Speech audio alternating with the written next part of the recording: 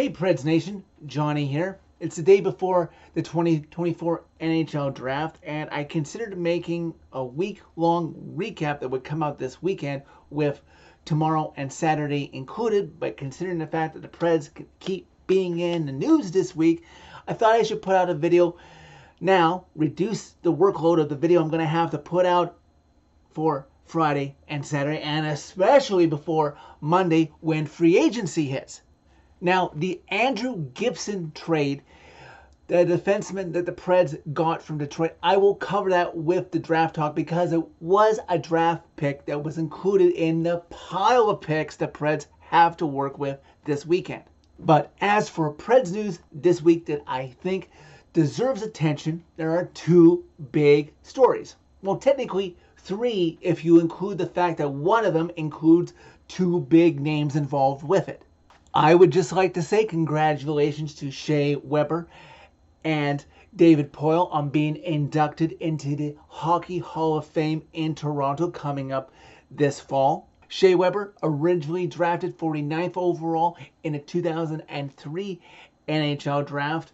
21 years ago, he went to 7 All-Star games and he was an NHL first team member twice and an NHL second team twice.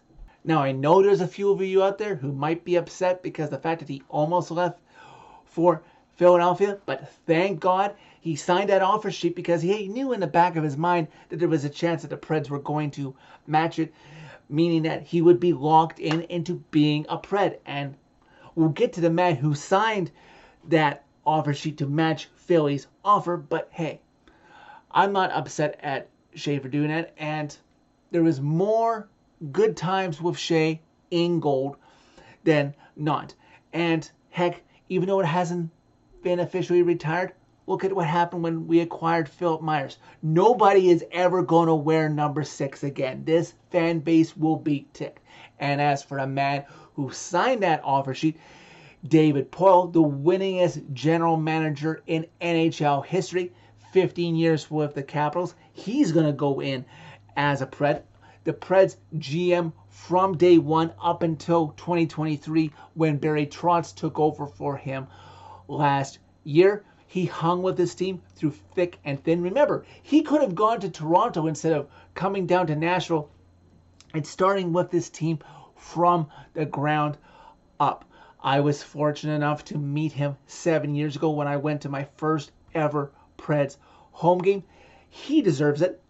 And this fall, when David Poile goes into the Hockey Hall of Fame officially, I know it's going to be a great honor to him to be inducted and be there forever, right alongside his dad, Bud Poile, who's already in there as a builder. As for the other news that I can't wait until Monday to react to, if you haven't checked social media, it was first reported by Elliot Friedman, then followed up by Chris Johnson and also Frank Cervelli. As everyone has been reporting and confirming numbers, Juuse Saros, come Monday when he can officially do so, is re-signing with the Nashville Predators. Maybe a bit of me was hoping to move on and use that money towards other things, but considering the fact that it's going to be for 8 years and considering the fact that he's signing for under $8 million. That's pretty good. I assume that there's obviously a no trade clause, probably a no move clause that Roman Josi and Philip Forsberg already have in their contracts. Props to Barry Trotz for getting this contract extension done. Yeah, it might have been nice to transition slowly to Askarov, but you couldn't trade Askarov with still having Saros. You might have been able to move Saros first and then try to transition to Askarov. But now that Saros is extended, and yes, let's not make a big deal out of it, they have the same agent, Roman Josi and Juuse Saros. So yes, there's that AAV that is going to be Saros's contract, which is 7.74. Remember, Roman Josi's is 9.059. Sometimes these agents like to be fancy and get their player's jersey number in their contract. Now, what does that do with Askarov? He's not going to be in the Preds system for 9 years waiting around for Saros to retire so that he can take over. Heck, some people have floated the idea, and I wouldn't be surprised about it. This could be a very busy weekend with the Preds, considering the fact that they still have almost all of their draft picks, except for the one that they sent to Detroit to get Andrew Gibson.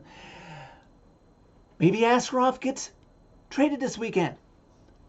Stay tuned to Redemption, and I will have my reaction to it this weekend. And heck, 4 days from now, we're going to have NHL free agency. And we all know that big number of Preds cap space they'll have to work with, especially because they're probably going to have to sign some decent goalie to back up Saros, because I don't really see Lankinen coming back. But heck, that's for later.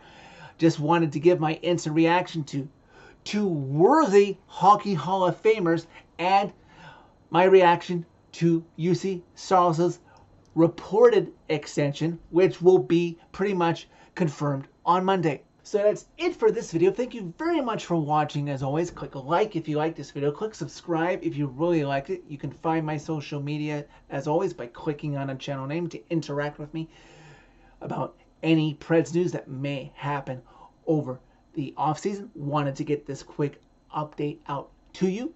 Stay tuned to this channel this weekend for Preds draft news and potentially names on this roster being shipped in, shipped out as we prepare for the 2024-2025 season that will really pick up on Monday.